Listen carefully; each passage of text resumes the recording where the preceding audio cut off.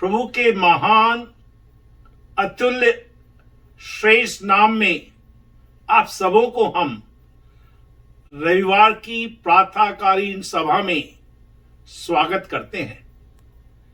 आइए हम एक साथ मिलकर अपनी आंखों को बंद करें, सिरों को झुकाएं। हम प्रार्थना करने जा रहे हैं। हमारे महान अति दयालु पिता परमेश्वर, राजाओं के राजा, हमारे स्वामी, हमारे उद्धारकर्ता, हमारी चट्टान, हम अपनी आंखों को तेरी ओर लगाते हैं। प्रभु, इस माह के प्रथम रविवार को तूने ये सुअवसर प्रदान किया कि हम एक साथ मिलकर तेरी आराधना, तेरी उपासना, तेरी स्तुति कर सके। वचन जब यहां से प्रचार किया जाए, तेरी आशीष संदेश वाहक के ऊपर रहने पाए।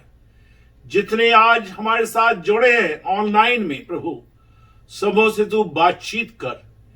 तेरी मधुर वाणी को आज हम सुनने आए हुए हैं। प्रभु,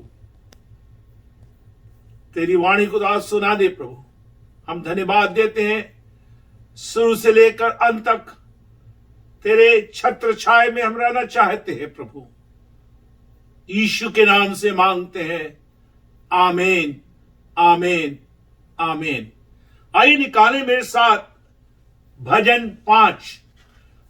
अब अपनी अपनी बाइबलों को खोलिए। मैं पूरे भजन को यहां से पढ़ूंगा। भजन 5। हे यहोवा, मेरे वचनों पर कान लगा, मेरे कढ़ाने की ओर ध्यान लगा। ये हमारी प्रार्थना भी हो जाए। हे मेरे राजा, हे मेरे परमेश्वर, मेरी दुहाई पर ध्यान दे। ना केवल कान लगा, लेकिन भजन का लिखने वाला कहता है ध्यान लगा, क्योंकि मैं तुझे से प्रार्थना कर रहा हूं। हम किसके पास जाएं? समस्याएं दिन पर दिन बढ़ती जा रही हैं। हम किसके पास जाएं? हमारे पास एक ही स्रोत है, हमारा ईश्वर। उसी से हम प्रार्थना करें। हे यहोवा, भोर को मेरी वाणी तुझे सुनाई देगी। मैं भोर की प्रार्थना करके तेरी बाट जोहूंगा, क्योंकि तू ऐसा ईश्वर नहीं जो दुष्टता से प्रसन्न हो। बुराई तेरे साथ नहीं रह सकती। घमंडी तेरे सन्मुख खड़े होने ना पाएंगे। तुझे सब अनर्थकारियों से घृणा है, तो उनको जो झूठ बोलते हैं नष्ट करेगा। यहोवा तो हत्यारे और छली मनुष्य से घृणा करता है, परंतु मैं तो तेरी अपार करुणा के कारण तेरे भवन में आऊंगा। मैं तेरा भय मानकर तेरे पवित्र मंदिर की ओर दंडवत करूंगा। हे यहोवा, मेरे शत्रुओं के कारण अपने धर्म के मार्ग में मेरी अगुवाई कर। मेरे आगे आगे अपने सीधे मार्ग को दिखा, क्योंकि उनके मुंह में कोई सच्चाई नहीं। उनके मन में निरी दुष्टता है। उनका गला खुली हुई कब्र है। वे अपने जीभ से चिकनी छुपड़ी बातें करते हैं। हे परमेश्वर, तू उनको दोषी ठहरा। वे अपनी ही युक्तियों में आप ही गिर जाएं। उनको उनके अपराधों की अधिकाई के कारण निकाल बाहर कर, क्योंकि उन्होंने तुझसे बलवा किया है। परंतु जितने तुझ पर भरोसा रखते हैं वे सब आनंद करें।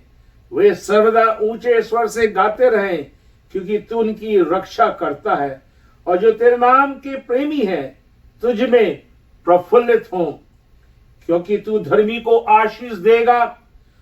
हे यहोवा, तू उसको अपने अनुग्रूपी ढाल से घेर रखेगा। He will shield you with his favor. कितना आशीषित प्रभु का वचन है। ध्यान से सुने। मैं तो तेरी अपार करुणा के कारण भवन में आऊंगा। आप कहते होंगे चर्च तो बंद है। जहां पर भी आप हो अपने घरों में, वो परमेश्वर का भवन हो सकता है, परमेश्वर का भवन बन सकता है।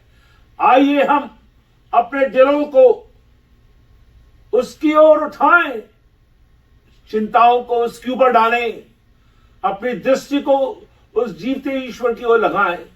और बड़े बाइबल कहती है, मैं नहीं कह रहा, बाइबल कह रही है। ध्यान से क्या कहता है, मैं सर्वदा, केवल इतवार नहीं, लेकिन मैं सर्वदा ऊंचे स्वर से गाता रहूंगा।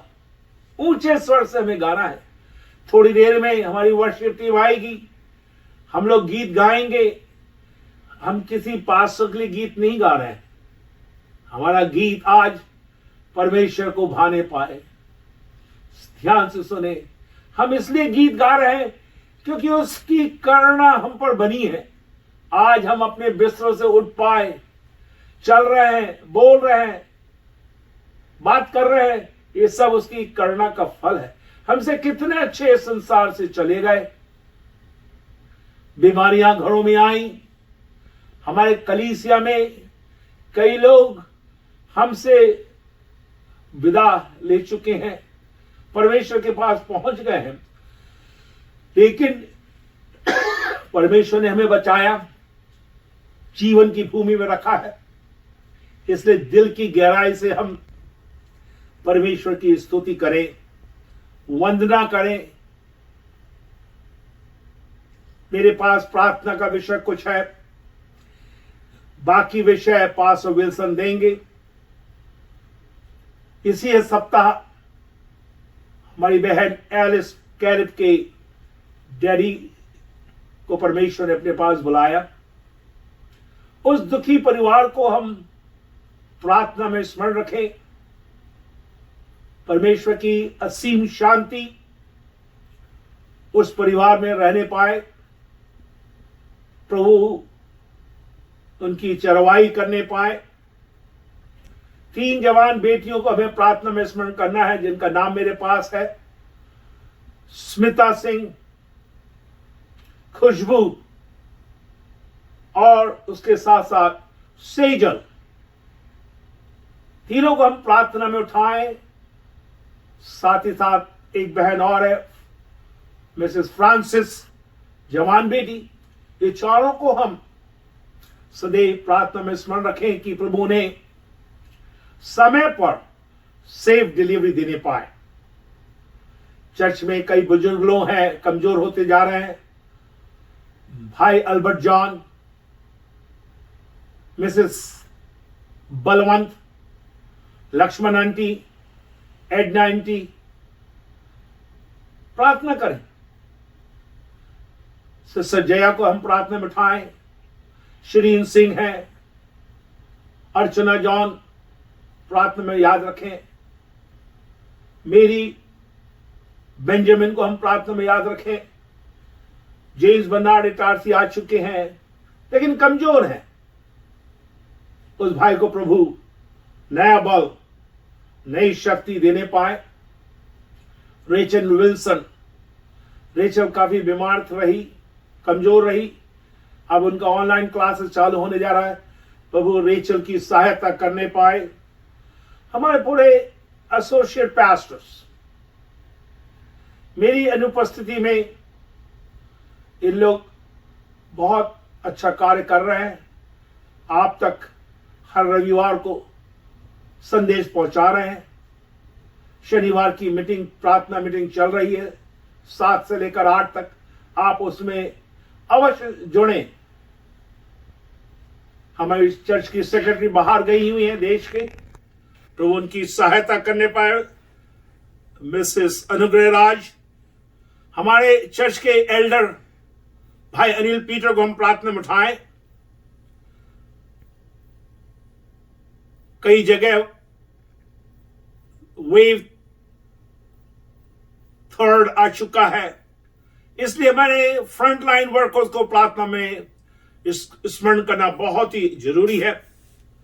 Singh model school, royal Trinity school के लिए भी प्रार्थना करें। हमारे भूतपूर्व स्वर्गीय मिस्टर गेब्रियल जोसेफ की बेटी गर्ली के लिए हम प्रार्थना करें।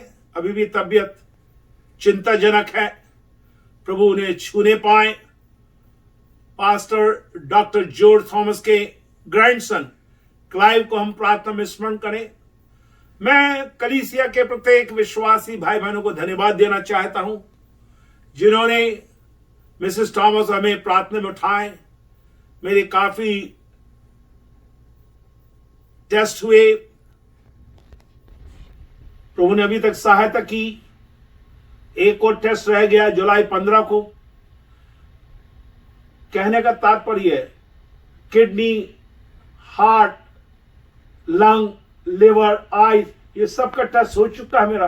All by God's grace, God did the miracle. आप लोगों ने प्रार्थना की, चमत्कार हुआ हमारे पूरे परिवार की तरफ से। आपको हम धन्यवाद देना चाहते हैं। लोग पूछते हैं फोन के द्वारा हमारे बच्चे और ग्रैंड किड्स कैसे हैं। बहुत अच्छे हैं, प्रभु ने उन्हें संभाला, सुरक्षित रखा, हर प्रकार की बीमारी से बचा। इसलिए प्रभु का हम धन्यवाद देते हैं। ध्यान से सुनिए, जुलाई 7, 8, 9 पूरे मध्य प्रदेश FPCGI की स्पेशल मीटिंग रखी गई है। 7, 8, 9 आप सब उसमें जुड़े। पास्टर निखल उसकी सूचना व्हाट्सएप के द्वारा फेसबुक में डालेंगे। अब अभी से प्रार्थना करें कि इन 3 दिन की सभाओं में न केवल मध्य प्रदेश में लेकिन उस वचनों के द्वारा पूरे भारत में जागृति आने पाए, लोग प्रोत्साहित होने पाए। बहुत जरूरी है, हमें प्रोत्साहन के वचन भी लोगों को तक पहुंचाना है। इसलिए आप अभी से जुलाई 7, 8, 9 प्रार्थना में स्मरण रखें। ध्यान से सुने, बहुत जरूरी है। प्रभु का वचन कई बातों को हमें बताता है। मीका के हम 3 अध्याय में आ जाएं। मीका नबी की पुस्तक 3 अध्याय में लिखा है, यहोवा हमारे बीच में है। विश्वासियों, आप अपने घर में होंगे लेकिन प्रभु का वचन आप तक पहुंच रहा है। यहोवा आपके बीच में है। फिर वचन कहता है, इसलिए कोई विपत्ति हम पर ना आएगी। उस वचन को आप थामे रहें, पकड़े रहें, हर दिन कहें, प्रभु हमारे बीच में है, प्रभु हमारे घर में है, प्रभु हमारे बिजनेस में है, प्रभु हमारे स्कूल में है। कोई विपत्ति हमारे घर में नहीं आने वाली। और एक आयत और मैं नए नियम से पढ़ना चाहता हूं, मेरे साथ निकालें। 2 कुरिन्थियों, बहुत पावरफुल, इंग्लिश में बहुत अच्छा आया है। जब समय मिले आप लोग अंग्रेजी की बाइबल खोल के देखें, ध्यान से सुने। 2 कुरिन्थियों 1 अध्याय 10वां वचन। उसी ने, किसने? जिसने आपके लिए अपने जीवन को कलवरी क्रूस पर दे दिया, जो आपका उद्धार करता है, जो आपका चरवाहा है, जो आपका स्वामी है, जो आपका प्रभु है। वो कहता है उसी ने, उसने हमें मृत्यु के ऐसे बड़े संकट से बचाया, ध्यान दीजिए, और बचाएगा। और उस पर हमारी ये आशा है। उस पर, किस पर? उसी जीवित परमेश्वर पर हमारी ये आशा है कि वो आगे को भी चलाता रहेगा। कल चलाया, आज आपको चलाया, कल भी, भविष्य में भी आपको चलाएगा। वो आपको संभाल कर रखेगा। जी हां, आप लोग सब चाहते हैं हम जल्दी पहुंचे। प्रार्थना करें कि पूरे द्वार हमारे लिए खुल जाएं। जिस प्रकार बाइबल कहती है, पौलुस के वचन को मैं अपने शब्दों में लाके कहना चाहता हूं। पहले से हम सबके लिए यीशु मसीह के द्वारा अपने परमेश्वर का धन्यवाद करते हैं। क्योंकि आपके विश्वास के चर्चा सारे संसार में हो रही है।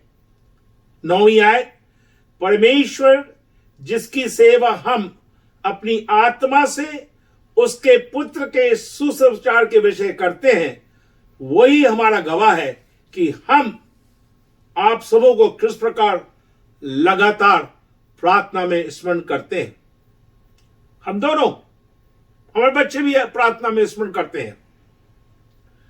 और 10वीं आयत कहती है, और नित्य अपनी प्रार्थना में विनती करता हूं किसी रीति से अब आपके पास आने की मेरी यात्रा परमेश्वर की इच्छा से सफल हो। परमेश्वर की इच्छा से हम दोनों की यात्रा क्या हो जाए? सफल हो जाए। 11वां वचन कहता है, क्योंकि मैं तुम में से मिलने की लालसा करता हूं और हमें तुम्हें कोई वरदान देना चाहते हैं, और हम आपको कोई वरदान देना चाहते हैं जिससे तुम स्थिर हो जाओ, अर्थात यह कि जब हम तुम्हारे बीच में हों तो हम उस विश्वास के द्वारा जो मुझ में और तुम में है एक दूसरे से प्रोत्साहन प्राप्त करें। यही हमारी इच्छा है। प्रार्थना करते रहें। अभी तक प्रार्थना के बल से ही हम आज खड़े हैं। मार्च अंतिम माह से मेरे बैक में बहुत दर्द था, मंगल सिंह को मालूम है। लेकिन क्या हुआ, काफी दर्द बढ़ने के कारण 5-6 एक्सरे दिए गए और डॉक्टर ने कहा फिजिकल थेरेपी करना है। लेकिन ध्यान से सुनिए, प्रार्थना का प्रभाव क्या है? वो दर्द अपने आप चला गया। आप सुनने पाएंगे जल्दी जल्दी। अब इटारसी चर्च में सबों के साथ मिलकर जब हम सहभागिता करेंगे, आप सुनने पाएंगे कि प्रभु हमारी सहायता करता है, हमारी प्रार्थनाओं को सुनता है। समस्याएं आएंगी, लेकिन समस्याओं में आप हिले नहीं, डगमगाए नहीं। अपने उद्धारकर्ता को सदैव बुलाते रहें, पुकारते रहें। एक दूसरे को हम प्रार्थना में उठाएं, और प्रभु आज आप सबों को नए रूप से आशीष देने पाए, नया अभिषेक सबके ऊपर आने पाए। विशेष रूप से हमारी वर्शिप टीम जब आएगी मेरे बाद, प्रभु उनकी सहायता करने पाए, और प्रभु का दास जब वचन को लेकर खड़े होंगे, प्रभु का अनुग्रह उन पर आ जाए। आइए हम फिर से प्रार्थना करें इससे पूर्व कि हम आराधना में जाएं। महान परमेश्वर, हम किसके पास जाएं? तू ही हमारा रक्षक है, चंगा करने वाला परमेश्वर है। लंबी सी लिस्ट हमने आज कलीसिया में पढ़ के सुनाई है। जो दुखी है प्रभु, उनको तू आनंद से भर दे। जो कमजोर है प्रभु, उन्हें बलवंत कर। जो आशाहीन है, उनके जीवन में नई आशा को तू डाल प्रभु। जो आकोर की तराई में बैठे हुए हैं, आशा के किरण को तू उदय कर प्रभु। आज का हमारा जमा होना जूम में एक आशीष का कारण हो जाए प्रभु। हमारी टीम को तू बहुत आशीष दे। गीतों के द्वारा भी हम प्रोत्साहित किए जाएं। आज के वक्ता के लिए हम प्रार्थना करते हैं, रेवरेंड राजेश लक्ष्मण के लिए। तेरा अनुग्रह उनके ऊपर रहने पाए, कोई उनको देखने न पाए, लेकिन तूने कलवरी क्रूज की आड़ में तो छिपा ले प्रभु। हर एक शब्द, every word which comes out of his mouth will have your anointing. Father, we thank you. हम धन्यवाद देते हैं जो तू आज करने जा रहा है, उसलिए हम धन्यवाद देते हैं। यीशु के नाम से मांगते हैं, आमीन। प्रार्थना के साथ हम एक साथ ताली बजाते हुए सत्यता और आत्मा में आराधना करें। मैं पास्टर जोस और उनकी टीम को मंच पर बुलाता हूं। फिर मिलेंगे। प्रभु आप सबों को आशीष देने पाए। Praise Lord, hallelujah. आइए हम प्रभु की उपस्थिति में अपने आप को समर्पित करते हुए गीतों को गाकर प्रभु की स्तुति और महिमा करें। आप कहीं जहाँ कहीं हैं वहाँ पर प्रभु की महिमा करें, ताली बजाकर प्रभु की स्तुति हमारे साथ गीतों को गाते हुए करें। गीत नंबर 39, 39 नंबर के गीत सबसे पहले हम मिलकर गाएंगे। आमीन, हालेलुया।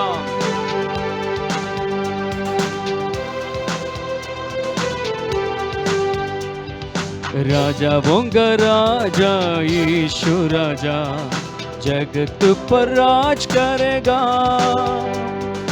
हालेलुया हालेलुया, उसका धन्यवाद करो।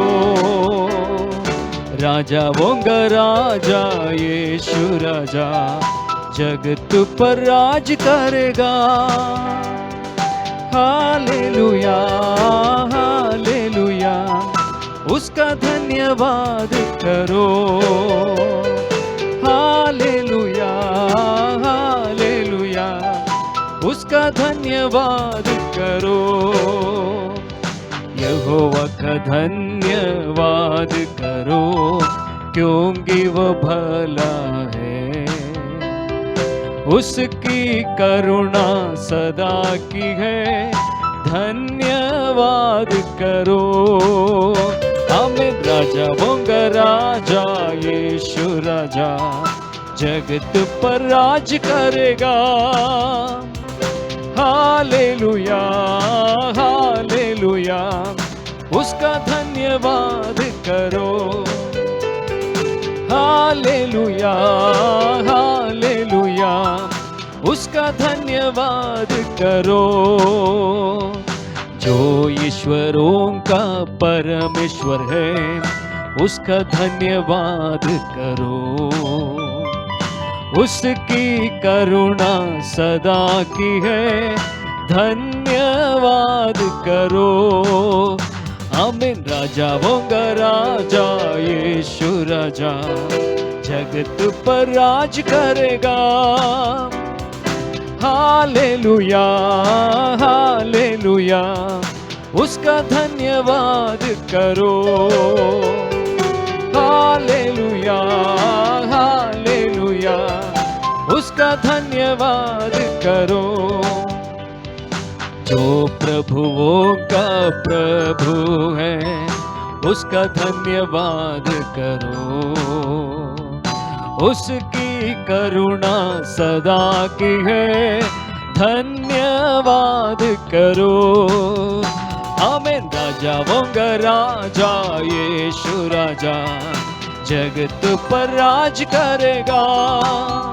ओ हालेलुया हालेलुया, उसका धन्यवाद करो। आमीन। हालेलुया हालेलुया, उसका धन्यवाद करो। उसको छोड़ कोई बड़े बड़े चमत्कार नहीं करता। उसकी करुणा सदा की है, धन्यवाद करो। आमीन। राजा वोंगा राजा यीशु राजा जगत पर राज करेगा। आमीन। हालेलुया हालेलुया, उसका धन्यवाद करो। ओ हालेलुया हालेलुया, उसका धन्यवाद करो। उसने अपनी बुद्धि से आकाश बनाया। उसकी करुणा सदा की है, धन्यवाद करो। आमीन। राजा वोंगा राजा यीशु राजा जगत पर राज करेगा। ओ हालेलुया हालेलुया, उसका धन्यवाद करो। ओ हालेलुया हालेलुया, उसका धन्यवाद करो। आमीन, praise the Lord, hallelujah, praise the Lord. प्रभु के नाम की स्तुति। एक और गीत हम मिलकर गाएंगे जो कि गीत नंबर 265 है, 265 नंबर का गीत है, तेरी ओस की वर्षा हम पर हो। ये हमारा प्रार्थना हो जाए, प्रभु तेरी आत्मा की ओस हमारे ऊपर आने पाए ताकि एक जयवंत जीवन हम जी सके। हालेलुया।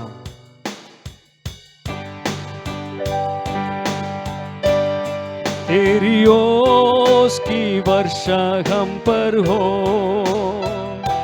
पवित्र ओस की वर्षा हम पर हो।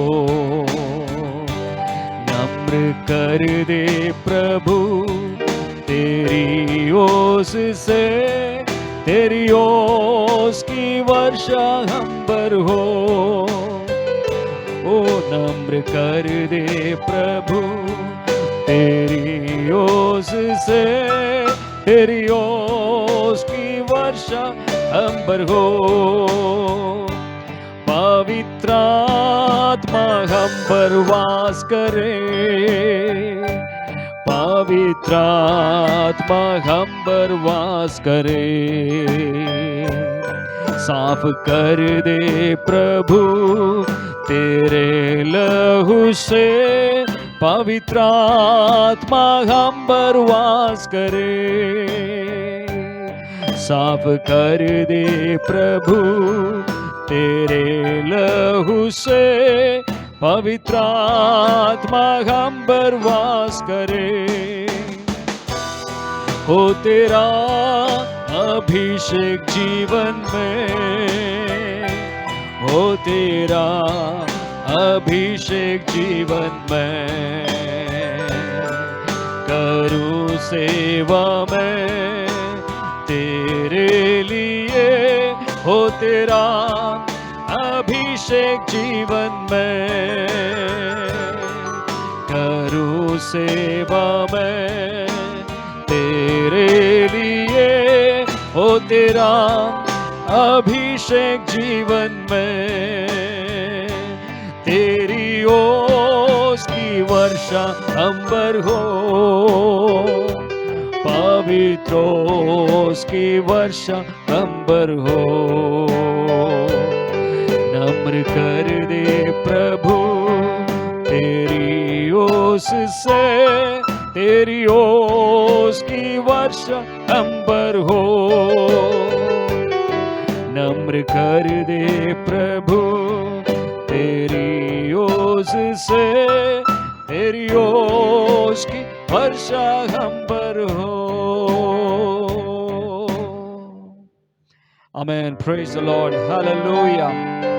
आइए अपने हाथों को उठाते हुए एक और बार प्रभु का धन्यवाद करें। Hallelujah, praise the Lord, praise. सारी आशीषों के लिए, सारे पकारों के लिए प्रभु का धन्यवाद करें। Hallelujah, thank you Jesus.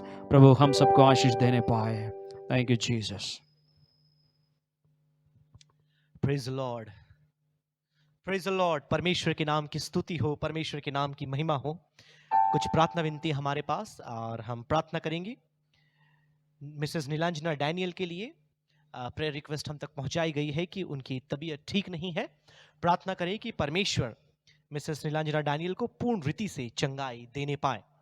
साथ में प्रार्थना करें मिस्टर सनी पॉल सिंह के लिए। उनके पैर में दर्द हो रहा है और थोड़ी कमजोरी की अवस्था पाई जाती है। प्रार्थना करें कि परमेश्वर मिस्टर सनी पॉल सिंह को पूर्ण रीति से चंगाई देने पाए। साथ में मिसेस कमलाकर के लिए प्रार्थना करें, बुजुर्ग अवस्था में है, कमजोरी बनी हुई है, परमेश्वर उन्हें भी स्पर्श करने पाए। साथ में हमारे वरिष्ठ पासवान के लगातार प्रार्थना करें। आज अच्छे वचन के उद्बोधन को हमने उनके द्वारा सुना।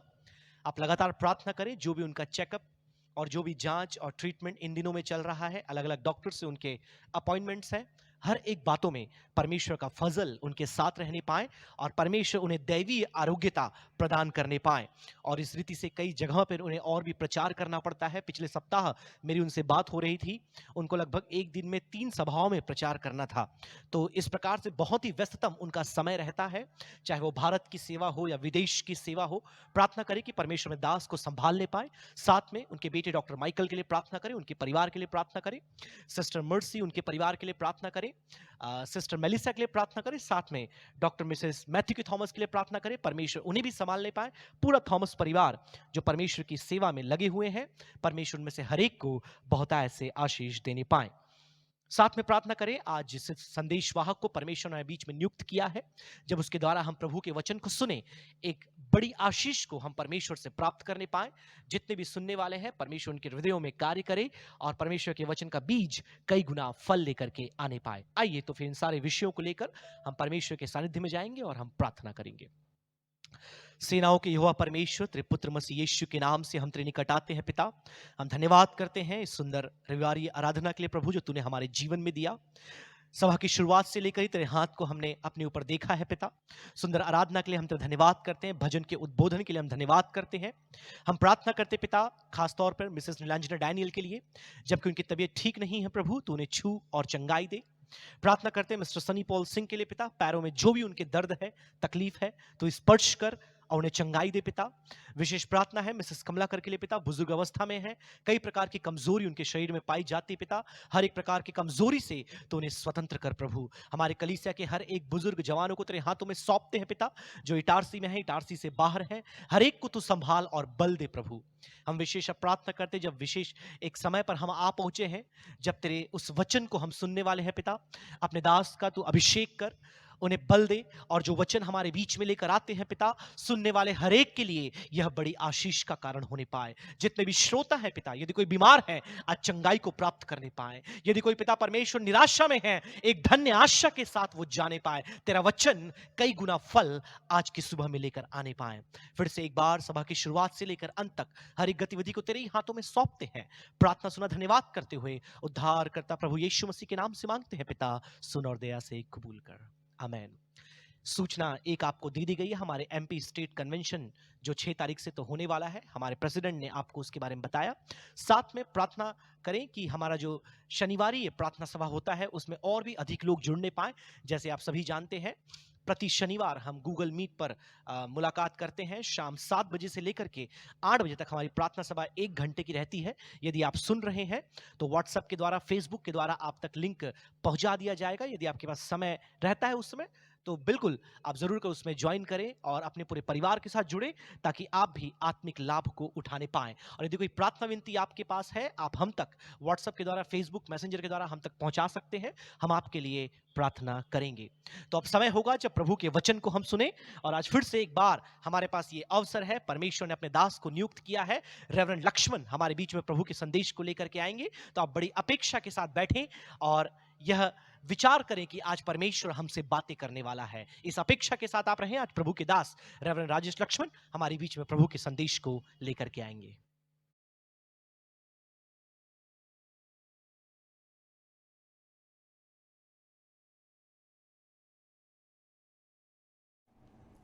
आप सबों को प्रभु यीशु मसीह के नाम से जय मसीह की।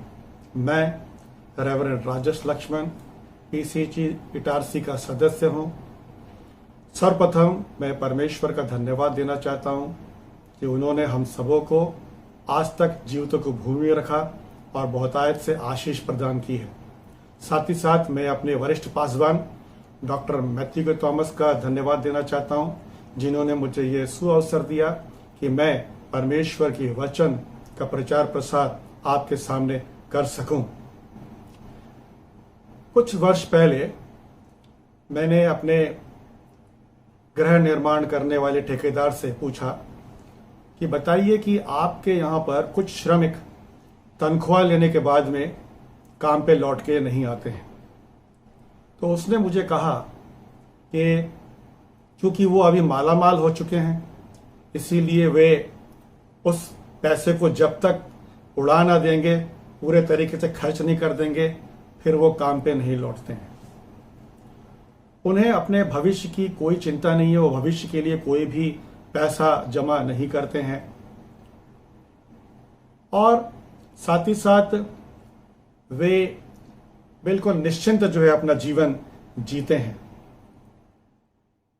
इसी प्रकार से कुछ लोग गलत रीति से इस चीज को लेते हैं जो प्रभु यीशु मसीह ने मत्ती उसका 6 उसके 31 से लेकर के और 34 तक जो कहा है, उसमें प्रभु यीशु मसीह ने हमें यह बतलाया है। मैं आपको थोड़ा पढ़ के बतलाता हूं। इसलिए तुम चिंता करके यह न कहना कि हम क्या खाएंगे या क्या पिएंगे या क्या पहनेंगे, क्योंकि अन्य जातियों इन सब वस्तुओं की खोज में रहते हैं, पर तुम्हारा स्वर्गीय पिता जानता है कि तुम्हें इन सब वस्तुओं की आवश्यकता है। इसलिए पहले तुम परमेश्वर के राज्य और धर्म की खोज करो, तो ये सब वस्तुएं भी तुम्हें मिल जाएंगी। अतः कल की चिंता ना करो, क्योंकि कल का दिन अपनी चिंता आप कर लेगा। आज के लिए आज ही का दुख बहुत है। इस चीजों को कई लोग इंटरप्रेटेड अलग रीति से उसको लेते हैं। वो कहते हैं कि कल की चिंता हमें नहीं करना चाहिए, कल देख लेंगे। किंतु प्रभु यीशु मसीह ने हमें कभी भी ये नहीं सिखाया।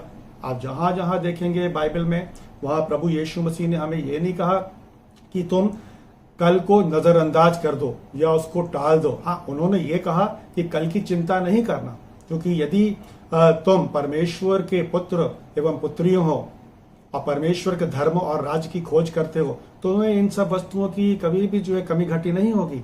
किंतु उन्होंने हमें कहा कि हमें कल को कभी भी नकारना नहीं चाहिए या उसे टालना नहीं चाहिए। यदि एक विद्यार्थी कल को नजरअंदाज कर दे और अपने परीक्षा के लिए कभी भी तैयारी ना करे और कहे कि ठीक है बाद में देख लेंगे या उसको टालना शुरू कर दे, तो आप समझ सकते हैं कि उसका परिणाम उसके जीवन में क्या होगा। वो अपनी परीक्षा में उत्तीर्ण नहीं होगा, वो निराशा में चला जाएगा। इसी प्रकार से प्रभु यीशु मसीह ने हमें ये कहा है कि तुम आज और कल जो अपना जीवन व्यतीत करने वाले हो, उसी के माध्यम से आपका जो पड़ाव है, अंतिम पड़ाव है, उसका निर्धारण होगा। क्योंकि एक दिन ऐसा आने वाला है कि प्रभु यीशु मसीह के सामने हम सबको अपना अपना हिसाब देना पड़ेगा। हमें अपने आप को एक भंडारी के तौर पे देखना चाहिए, क्योंकि हमें परमेश्वर ने बहुत ज़्यादा योग्यताएं दी हैं। हमें उसने पैसा दिया है, हमें उसने जो है समय दिया है। इन सब समयों को एक भंडारी के तौर पे, एक अच्छे भंडारी के तौर पे हमें खर्च करना है। और किसके लिए खर्च करना है? हमारे स्वामी के लिए, प्रभु यीशु मसीह के लिए। क्योंकि यदि आप अपना समय, अपनी योग्यताएं, अपना जितना भी पैसा है, वो सब अपने स्वामी के लिए खर्च करते हैं, तो एक दिन जब आप परमेश्वर के सामने, यीशु मसीह के आगमन के समय में जब आप उसके सामने खड़े होंगे, तो आप निश्चिंत होकर के खड़े होंगे, क्योंकि आपने अपना जीवन जो मसीही दौड़ है उसे आपने बड़े अच्छे रीति से समाप्त की है। तो मैं आपको बतलाना चाहता हूं मेरे प्रियो कि आज जो हमारा संदर्भ है, वो संदर्भ में हमें यह बतलाया जा रहा है कि हमें अपने आप को कल के लिए तैयार करना है। और यदि जो व्यक्ति अपने आप को सही रीति से तैयार नहीं करता है, तो उसका क्या परिणाम होता है। तो मेरा जो संदर्भ है वो संदर्भ लूका रचित सुसमाचार उसका 12 उसका 35 से लेकर के 48 तक आप पहले उसे पढ़िए। पढ़ो।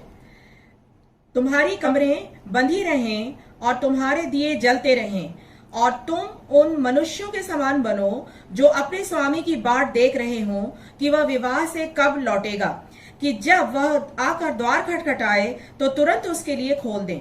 धन्य है वे दास जिन्हें स्वामी आकर जागते पाए। मैं तुमसे सच कहता हूं कि वह कमर बांधकर उन्हें भोजन करने को बैठाएगा और पास आकर उनकी सेवा करेगा।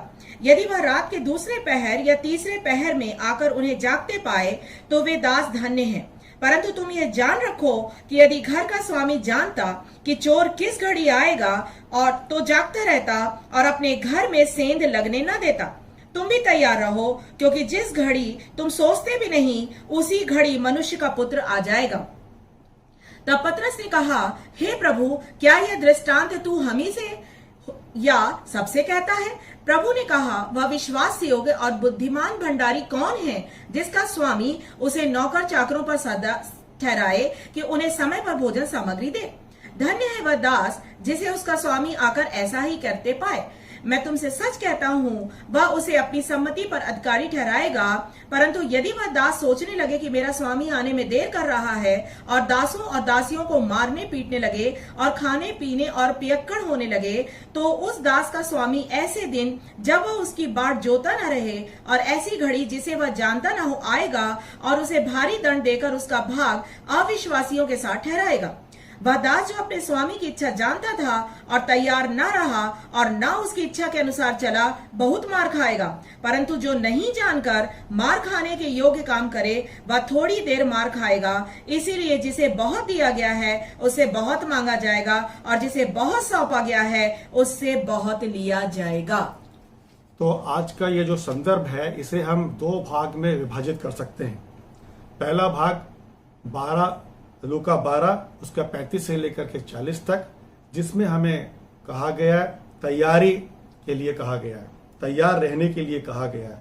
और दूसरा जो भाग है वो है आपका लूका 12 उसका 42 से लेकर के 48 तक, जहां पर हमें ये कहा गया है कि जब हमारा प्रभु वापस आएगा तो हम सबों का न्याय करेगा। और जो जो चीजें उसने हमें एक भंडारी के तौर पे हमें दिया था, उन सब चीजों का हमने कैसे इस्तेमाल किया, उसका लेखा जोखा लेगा। लेकिन मेरे प्रियो, मैं आपको ये बतलाना चाहता हूं कि ऐसी कौन सी बातें हैं जो हमारे प्रति हैं, जो हमें तैयारी करने में प्रेरित करती हैं, या हमारे तैयारी में जो है जिनका बहुत अहम हिस्सा होता है। उसमें सबसे पहली बात यह है कि आप जो निर्णय लेते हो। यदि आप अपने जीवन में कई प्रकार के निर्णय लेते हैं, जैसे कि आपको प्रभु यीशु मसीह को अपना उद्धारकर्ता करके ग्रहण करना है या नहीं करना है, परमेश्वर के मार्ग में चलना है या नहीं चलना है, प्रार्थना करना है या नहीं करना है, सत्य बोलना है या नहीं बोलना है, ये सब बातें जो हैं आपके निर्णय के आप जो निर्णय लेते हैं वही आपके लिए आगे को, आपके मार्ग को निर्धारित करती है। साथ ही साथ ये जो निर्णय है वो आपके चरित्र और आपके विश्वास के साथ में जुड़ी हुई है। तो दूसरी बात यह है कि आपका विश्वास जो है वो आपके निर्णय को एक अनोखे या एक अंतर जो है लेकर के आता है, बहुत बड़ा अंतर लेकर के आता है, क्योंकि आपका विश्वास आपके निर्णय और आपके चरित्र से जुड़ा होता है। और तीसरी बात है आपका चरित्र, कि आपका विश्वास और आपका जो निर्णय है वो आपके चरित्र को निर्माण करता है। तो ये जो तीनों बातें मैंने बतलाया आपको, आपका निर्णय, आपका विश्वास और आपका चरित्र, ये तीनों त्रिभुज के कोने में है। त्रिभुज के जो कोने के बिंदु होते हैं उनमें जो है होते हैं, और ये एक दूसरे के ऊपर जो है सम्मिलित रहते हैं, एक दूसरे के ऊपर ये निर्भर रहते हैं। तो आपको मैं ये बतलाना चाहता हूं कि हम जिस प्रकार से परमेश्वर चाहते हैं हमें अपने जीवन में आगे बढ़ने के लिए, ये तीनों बातें जो हैं सही रूप से प्रकट होती है उन लोगों के लिए जो परमेश्वर के लिए अपने आप को तैयार करते हैं। और आपको मैं बतला देना चाहता हूं, कोई दूसरा व्यक्ति आपको तैयार नहीं कर सकता है। आपको स्वयं तैयार होना है, आपको स्वयं जो है निर्णय लेना है, आपको स्वयं विश्वास करना है, आपका चरित्र जो है इसके द्वारा आपको स्वयं ही निर्माण करना है। तो आगे मैं आपको यह भी बतलाना चाहता हूं कि ये जो तैयारी है ये तैयारी हमारे मसीही जीवन में, पूरे मसीह जीवन में जो है को ले लेती है।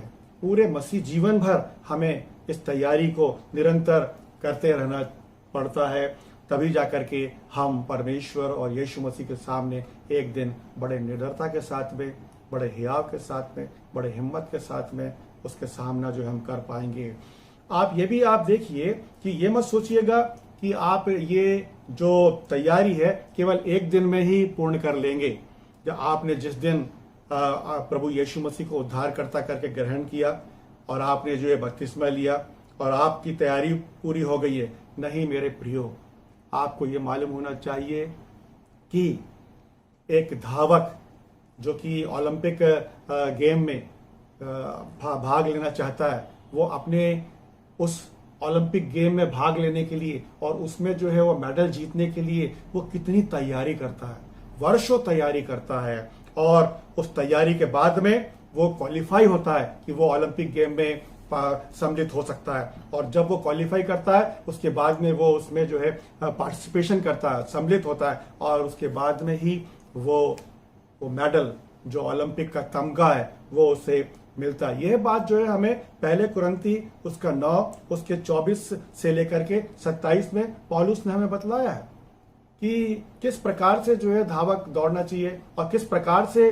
लोगों को संयम धरना चाहिए, क्योंकि उन्होंने वहां पर कहा है कि मैं तो संयम धरता हूं।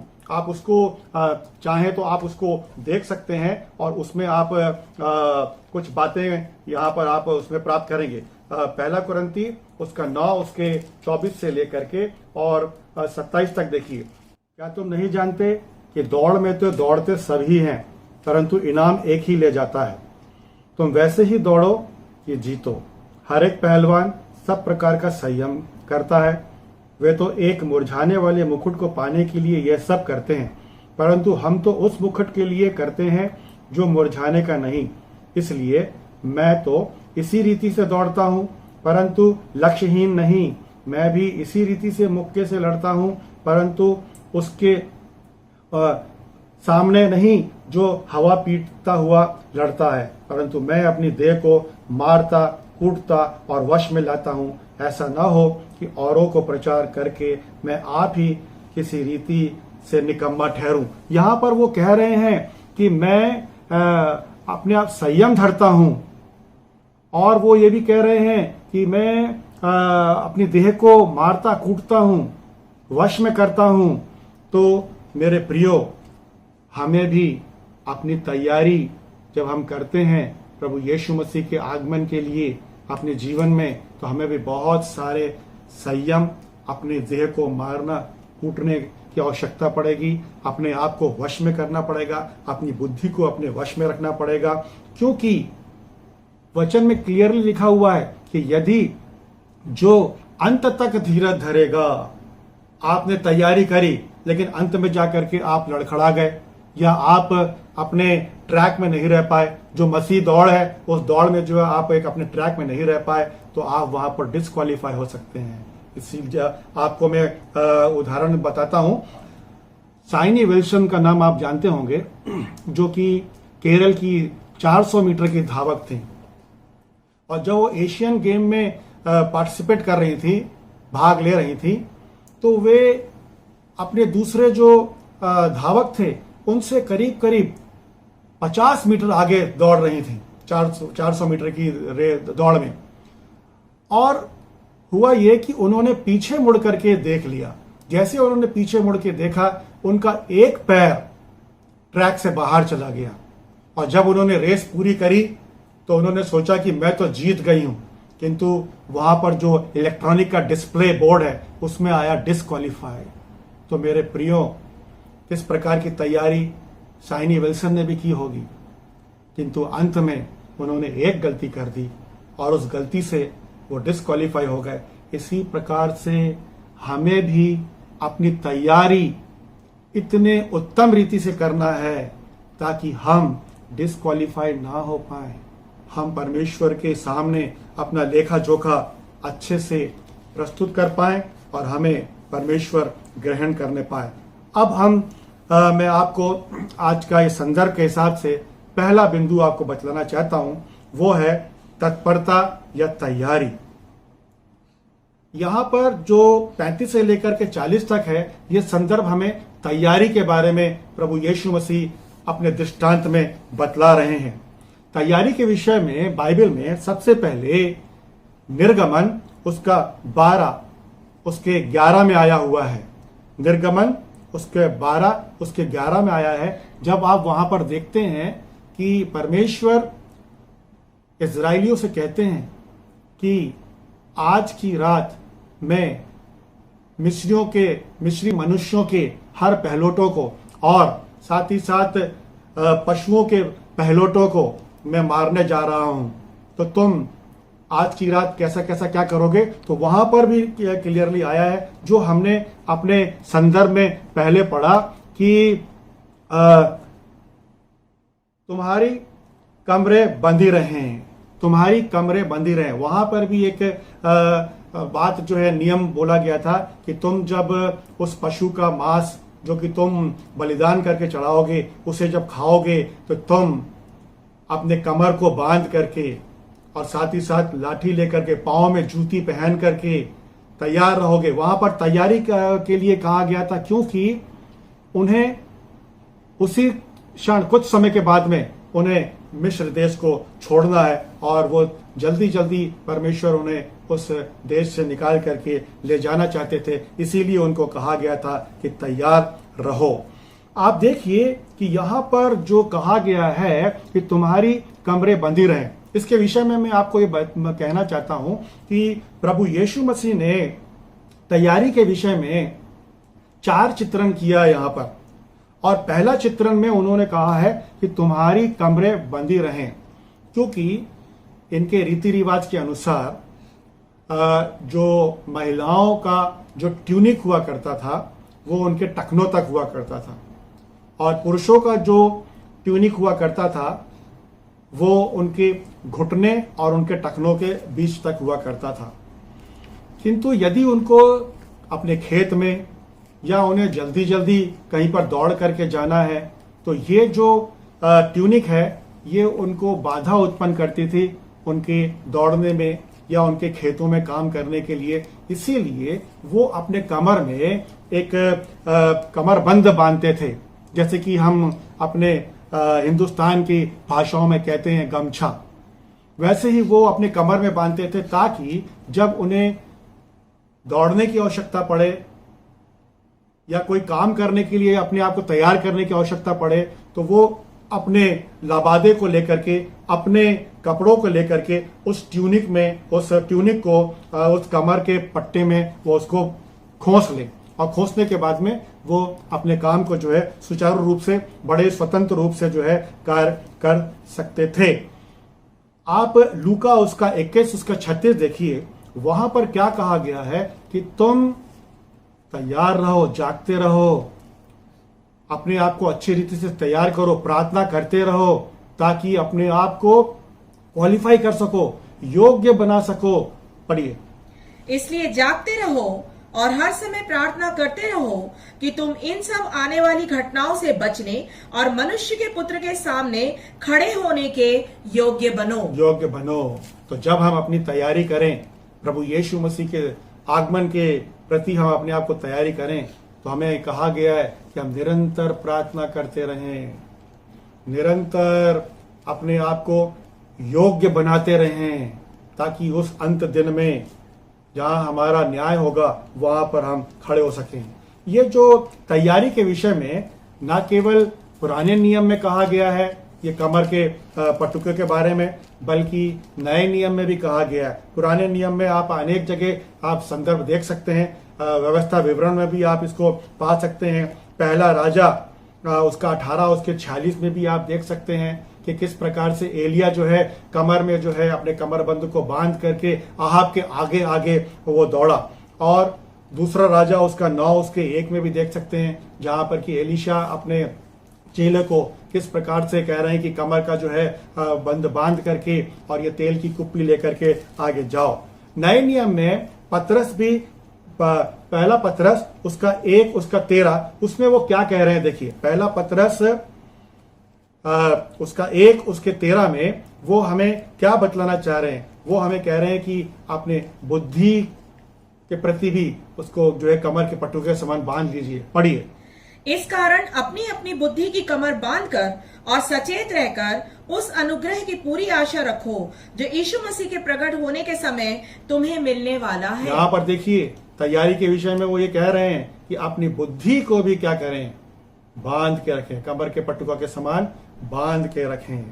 तो मेरे प्रियो, जो दूसरा चित्रण प्रभु यीशु मसीह तैयारी के प्रति हमें बतला रहे हैं वो है, आप उसमें देखिए कि और तुम्हारे दिए जलते रहें, तुम्हारे दिए जलते रहें, क्योंकि हम सब इस अंधकार भरे विश्व में रह रहे हैं और प्रभु यीशु मसीह हमारे लिए वो दिए का काम करता है, वो लाइट है हमारे लिए, वो प्रकाश का काम करता है। दिए का जो है प्रकाश है हमारे लिए प्रभु यीशु मसीह।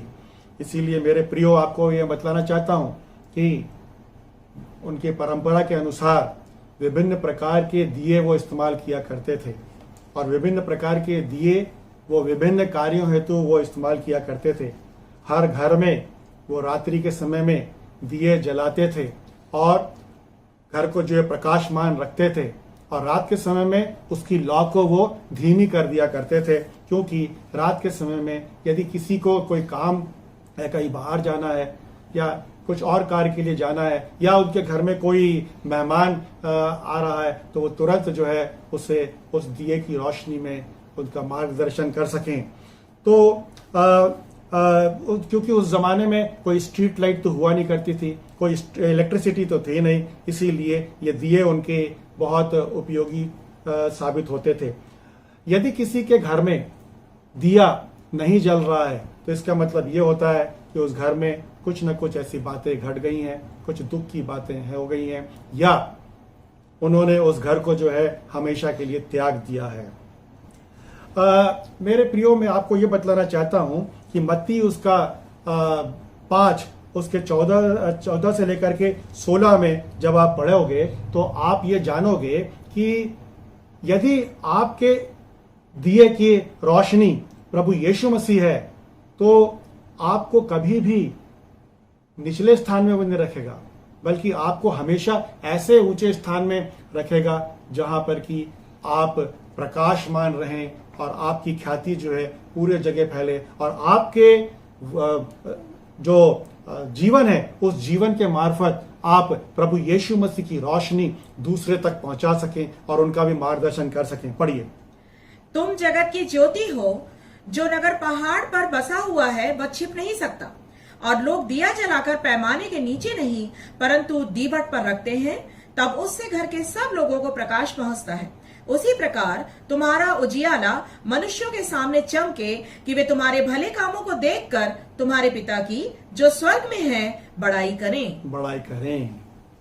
तो हमारा उजियाला भी चमकना चाहिए, क्योंकि हमारा उजियाला प्रभु यीशु मसीह है। ये मैंने आपको पहले बतलाया। हम उन 5 कुंवारियों के समान ना रहें जो कि जिनके दियों में तेल डालने के लिए उनके पास में तेल नहीं था। हम उन 5 कुंवारियों के समान रहें जिनके दिए में तेल था, क्योंकि जब प्रभु यीशु मसीह आएगा और जब आपके दिए को वो जलता हुआ पाएगा तो आपको वो ग्रहण करेगा।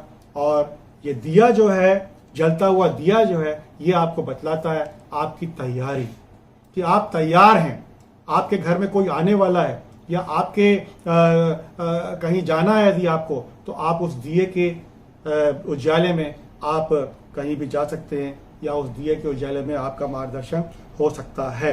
तो तीसरा चित्रण यहाँ पर जो किया गया है वो आप देख सकते हैं, उसमें आगे लिखा हुआ है, और तुम उन मनुष्यों के समान बनो जो अपने स्वामी की बाट देखते रहे हों कि वह विवाह से कब लौटेगा, कि जब वह आकर द्वार खटखटाए तो तुरंत उसके लिए खोल दें। तो मैं आपको ये बतलाना चाहता हूं कि जो ये रीति रिवाज के अनुसार विवाह का जो उत्सव हुआ करता था वो 1 या 2 दिन के लिए नहीं, बल्कि वो हो सकता था एक पूरे सप्ताह भर वो उत्सव मनाते थे, या हो सकता था कि वो 15 दिन के लिए उत्सव मनाए। वो अपनी हैसियत के अनुसार विवाह का उत्सव मनाते थे, और ये उत्सव जो है रात्रि के समय में किया जाता था। और जो लोग उसमें सम्मिलित होते थे वे सब वहाँ पर आनंद और मग्न हुआ करते थे, और जब वे वहाँ से लौटते थे तो उनका कोई ठिकाना नहीं हुआ करता था कि वो दिन में लौटेंगे या रात्रि में लौटेंगे। इसीलिए वहाँ पर यहाँ पर लिखा गया है कि तुम भी उन मनुष्यों के समान बनो कि जब तुम्हारा स्वामी लौटे तो तुम तुरंत, और खटखटाए, दरवाजा खटखटाए तो तुम तुरंत जो है उसके लिए दरवाजा खोलो। ये भी हमें क्या बताता है कि एक तैयारी के प्रति बताता है, क्योंकि मत्ती उसके 24 उसके 42 में लिखा है कि तुम उस दिन के बारे में नहीं जानते कि वो दिन में आएगा। पढ़िए, इसलिए जागते रहो क्योंकि तुम नहीं जानते कि तुम्हारा प्रभु किस दिन आएगा। और एक जगह ये भी लिखा है, मत्ती उसके 25 उसके 13 में लिखा है कि कौन से क्षण में आएगा ये भी तुम नहीं जानते। पढ़िए, इसलिए जागते रहो क्योंकि तुम ना उस दिन को जानते हो और ना उस घड़ी को। ना उस दिन को जानते हो, ना उस घड़ी को जानते हो। तो यहाँ पर जो है आगे देखिए उसके 37 में, उसके 37 और उसके 38 में आप देखेंगे। 38 में वहां पर क्लियरली लिखा है, यदि वो रात के दूसरे पहर या तीसरे पहर में आकर उन्हें जागते पाए तो वे उस दास को धन्य है वो दास। तो यहाँ पर आपको ये बतलाना चाहता हूं कि यहूदी की परंपरा के अनुसार उनके 3 पहर हुआ करते थे, 8-8 घंटे के एक पहर हुआ करते थे, और रोमन्स के हिसाब से उनके 4 पहर हुआ करते थे, जो आज भी हम लोग अपने जीवन में अपनाते हैं। वो 6-6 घंटे के हुआ करते थे। अब वो कौन से पहर के बारे में बतला रहे हैं, बोल रहे हैं, इसके बारे में हमें नहीं मालूम, किंतु वो ये कह रहे हैं कि जागते रहो, उस सेवक के समान जागते रहो जो अपने स्वामी के आने की प्रतीक्षा कर रहा है कि जब स्वामी आए और द्वार खटखटाए तो तुरंत जो है वो दरवाजा को खोल करके अपने स्वामी को अंदर आने के लिए जो है दरवाजा खोल सके। ऐसे ही आप और मुझे भी अपने जीवन में निरंतर जागते रहना है, क्योंकि हमारा प्रभु यीशु मसीह कभी भी आ सकता है। वो किसी भी क्षण जो है प्रभु यीशु मसीह आ सकते हैं। ये किसी को नहीं मालूम, ये केवल परमेश्वर को ही मालूम है, और इवन प्रभु यीशु मसीह को भी नहीं मालूम है। चौथा चित्रण जो वो बतला रहे हैं एक चोर के बारे में बतला रहे हैं कि वहां पर आप देखिए कि देखिए 39 में, परंतु तुम यह जान रखो कि यदि घर का स्वामी जानता कि चोर किस घड़ी आएगा तो जागता रहता और अपने घर में सेंध लगाने ना देता। यहां पर चोर का भी एक चित्रण किया गया है। जो लोग जागते रहेंगे, सतर्क रहेंगे, उनके घर में चोर चोरी नहीं कर सकता, उनके घर में किसी प्रकार की नुकसान नहीं हो सकती है। किंतु जो लोग सोते रहेंगे, उनके घर में चोर आकर के उनको एक भारी नुकसान पहुंचा सकता है। प्रभु यीशु मसीह भी एक दिन इसी प्रकार के चोर के नाई आने वाले हैं, किंतु जो लोग जागते रहेंगे उनके लिए तो कोई भी नुकसान नहीं है, लेकिन जो लोग सोते रहेंगे उनके लिए एक बहुत बड़ी हानि की बात है, और वो उनके लिए बहुत बड़ी नुकसान की बात होगी। किंतु आप यहाँ पर देखिए कि वो 12 उसके 40 में क्या कह रहे हैं। आप लूका उसका 12 उसके 40 में आप देखिए कि वो वहां पर क्या कह रहे हैं। वहां पर वो अपने चेलों को उत्साहित कर रहे हैं कि तुम भी एक अच्छे सेवक के समान बनो, अपने आप को तैयार रखो, अपने कमर को जो है बांध के रखो, अपने दिए के हमेशा जलता हुआ रखो, साथ ही साथ जागते रहो ताकि तुम अपने स्वामी का जो है स्वागत कर सको। पढ़िए उसका, देखिए फिर वो वहां पर उत्साहित कर रहे हैं। पढ़िए 12 उसके 40। तुम भी तैयार रहो, हाँ। क्योंकि जिस घड़ी तुम सोचते भी नहीं उसी घड़ी मनुष्य का पुत्र आ जाएगा। उसी घड़ी मनुष्य का पुत्र आ जाएगा। हम सोचते भी नहीं है, उस घड़ी जो है मनुष्य का पुत्र आ जाएगा। कुछ लोग ये ठट्टा में उड़ाते हैं कि अरे आज तक तो 2000 वर्ष हो गए प्रभु यीशु मसीह को गए हुए, किंतु आज तक तो वो लौट करके आया नहीं है। वो ये कहते हैं कि अरे ये सब तो व्यर्थ की बातें हैं। लेकिन मेरे प्रियो, मैं आपको बतलाना चाहता हूं, जिस प्रकार से प्रभु यीशु मसीह संसार में आया, गाड़ा गया, मारा गया और फिर स्वर्ग चला गया, एक दिन वो लौट करके आएगा और सबका न्याय जो है चुकाएगा। मैं आपको एक चीज बतलाना चाहता हूं कि आपने एक वैज्ञानिक जिसका नाम आइंस्टाइन है, उसका नाम तो सुना ही होगा। आइंस्टाइन ने समय के बारे में थ्योरी ऑफ रिलेटिविटी, उन्होंने सापेक्ष का सिद्धांत, इसके बारे में उन्होंने अध्ययन किया और उन्हें नोबेल प्राइज से मिला। उन्होंने ये सिद्ध किया कि अंतरिक्ष में अलग अलग जगह पे अलग अलग समय होता है। इसको ज्यादा सिद्ध करने की आवश्यकता नहीं है, क्योंकि आप जानते हैं कि पृथ्वी में भी समय का अंतराल होता है। श्रीलंका हमसे 15 मिनट के अंतराल में, अमेरिका जो है 12 घंटे के अंतराल में है, जर्मनी जो है वो 4.5 घंटे के अंतराल में है, सऊदी अरब वो हमें आधे घंटे का जो है अंतर में है। तो जिस पृथ्वी पर रह करके समय का अंतराल है, तो अंतरिक्ष में उसका अंतराल क्या होगा, ये हमें बाइबल बतलाती है। क्योंकि बाइबल के अनुसार पृथ्वी का एक दिन परमेश्वर के वहां के 1000 दिन के बारे में कहा गया है। और ये चीज पतरस भी हमें बतलाते हैं। और उन ठट्टा करने वाले जो ये ठट्टा करते हैं कि प्रभु यीशु मसीह 2000 वर्ष तक अभी तक नहीं आया, तो आने भी आगे भी नहीं आने वाला है, उनके लिए वो जवाब देते हैं। पतरस, दूसरा पतरस, उसका 3 से लेकर के 13 तक आप उसको पढ़िए, क्या कह रहे हैं देखिए। वो ये एक बहुत बड़ा लेसन है उन ठट्टा करने वालों के लिए, ध्यान से सुनिए। यस, पहले ये जान लो कि अंतिम दिनों में हंसी ठट्ठा करने वाले आएंगे, हाँ। जो अपनी ही अभिलाषाओं के अनुसार चलेंगे और कहेंगे उसके आने की प्रतिज्ञा कहाँ गई, क्योंकि जब से बाप दादे सो गए हैं सब कुछ वैसा ही है जैसा सृष्टि के आरंभ से था। वे तो जानबूझ करके ये भूल गए कि परमेश्वर के वचन के द्वारा आकाश प्राचीन काल से विद्यमान है और पृथ्वी भी जल में से बनी और जल में स्थिर है। इसी के कारण उस युग का जगत जल में डूबकर नष्ट हो गया। पर वर्तमान काल के आकाश और पृथ्वी उसी की वचन के द्वारा इसलिए रखे गए हैं कि जलाए जाएं, और वे भक्तिहीन मनुष्यों के न्याय और नष्ट होने के दिन तक ऐसे ही रखे जाएंगे। हे प्रियो, यह बात तुमसे छिपी न रहे कि प्रभु के यहाँ एक दिन 1000 वर्ष के बराबर है और 1000 वर्ष एक दिन के बराबर है। प्रभु अपनी प्रतिज्ञा के विषय में देर नहीं करता, जैसी देर कुछ लोग समझते हैं, पर तुम्हारे विषय में धीरज धरता है और नहीं चाहता कि कोई नष्ट हो, वरन यह कि सबको मन फिराव का असर मिले। परंतु प्रभु का दिन चोर के समान आ जाएगा। उस दिन आकाश बड़ी हड़हड़ाहट के शब्द के साथ जाता रहेगा और तत्व बहुत ही तप्त होकर पिघल जाएंगे और पृथ्वी उस पर के काम जल जाएंगे। जबकि ये सब वस्तुएं इस रीति से पिघलने वाली हैं, तो तुम्हें पवित्र और चाल चलन और भक्ति में कैसे मनुष्य होना चाहिए, और परमेश्वर के उस दिन की बाट किस रीति से जोड़ना चाहिए, और उसके जल्द आने के लिए कैसा यत्न करना चाहिए, जिसके कारण आकाश आग से पिघल जाएंगे और आकाश के गण बहुत ही तप्त होकर गल जाएंगे। पर उसकी प्रतिज्ञा के अनुसार हम एक नए आकाश और नई पृथ्वी की आस देखते हैं, जिसमें धार्मिकता वास करेगी। तो मेरे प्रियो, आपने यहाँ पर यह संदर्भ को पढ़ा और संदर्भ को आपने सुना।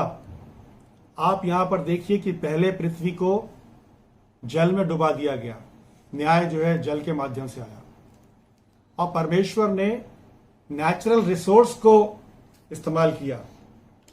और सदोम और गमोरा में भी आप देखेंगे कि वहां पर परमेश्वर ने आग और गंधक की वर्षा करी, वहां पर भी वैल्कोनिक इरप्शन हुआ। आप वहां पर जाकर के देख सकते हैं, आज भी जले हुए पत्थर आपको वहां पर मिल जाएंगे। आने वाले समय में भी परमेश्वर ने इस पृथ्वी को आग के माध्यम से नष्ट करने के लिए रखा है। इसीलिए परमेश्वर यहां पर भी नेचुरल रिसोर्सेस को इस्तेमाल करने वाले हैं, क्योंकि हर देश के पास में न्यूक्लियर वेपन्स है, बड़े बड़े बॉम्ब हैं न्यूक्लियर के, और यदि ऐसे ऐसे बॉम्ब फोड़ दिए जाएं तो पूरी पृथ्वी जो है पिघल सकती है, पूरा आकाश मंडल जो है वो उड़ सकता है, गायब हो सकता है, और हर जगह जो है आग ही आग रह सकती है। ये नेचुरल रिसोर्स परमेश्वर इस्तेमाल करने वाला है आने वाले समय में। इसीलिए मेरे प्रियो, अपने आप को कमर बांध के अपने दिए को जलाए रखते हुए एक अच्छे सेवक के समान अपने स्वामी के लिए प्रतीक्षा करिए, क्योंकि एक दिन वो आने वाला है, और जब वो आएगा तो हम सबों का न्याय चुकाएगा और यदि हम अच्छे रीति से उसके अनुसार अपने जीवन और मसीह दौड़ को दौड़ते रहे हैं तो हमें वो ग्रहण करेगा और हमें वो स्वर्ग में ले जाएगा। अन्यथा हमारे लिए एक और दूसरा मार्ग है, वो है नरक का मार्ग है, नरक में डाल दिया जाएगा। तो आप चुनाव कर लीजिए कि आपको कहाँ जाना है, आपको अपना जीवन किस रीति से व्यतीत करना है। तो मैं आपको अपने संदर्भ के हिसाब से ये बतलाना चाहता हूं कि हमें उसके आगमन के प्रति किस प्रकार की तैयारी करना चाहिए। How can I be ready for his coming. इसके लिए हमें हमारा जो संदर्भ है वो हमें 3 बातें बतलाता है। यदि आप यीशु मसीह के आगमन की तैयारी करना चाहते हैं तो यीशु मसीह आपका स्वामी होना चाहिए। आपको मैं बतला देना चाहता हूं कि प्रभु यीशु मसीह, जिसे परमेश्वर ने पूरी प्रधानता और पूरी अधिकार दिया है, वो सबका स्वामी है और सबका न्याय चुकाने के लिए वो आने वाला है। इसीलिए मेरे प्रियो, हम सबको अपने जीवन को प्रभु यीशु मसीह को समर्पित करना चाहिए और अपने जीवन में उसको उद्धारकर्ता ग्रहण करना चाहिए और व्यक्तिगत रूप से उसको अपना प्रभु एवं स्वामी करके हमें अंगीकार करना चाहिए।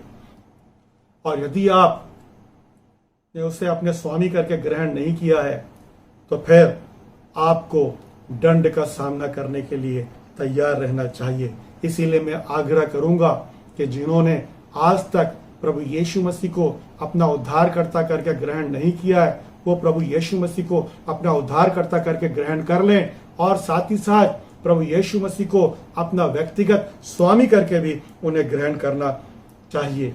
कुछ लोग ऐसे भी होते हैं जो कहते हैं कि प्रभु यीशु मसीह मेरा उद्धारकर्ता तो है, किंतु आज तक उन्होंने प्रभु यीशु मसीह को अपना प्रभु करके ग्रहण नहीं किया है और वे अपने दैनिक जीवन में बहुत ज्यादा पाप में वे लिप्त रहते हैं और संसार की हर बातों में भी रहते हैं और साथ ही साथ परमेश्वर की बातों में भी आगे बढ़ना चाहते हैं। वे 2 नावों पर सवार होते हैं और जो 2 नावों पर सवार होता है उसका क्या होता है आपको मालूम है, वो डूब जाता है।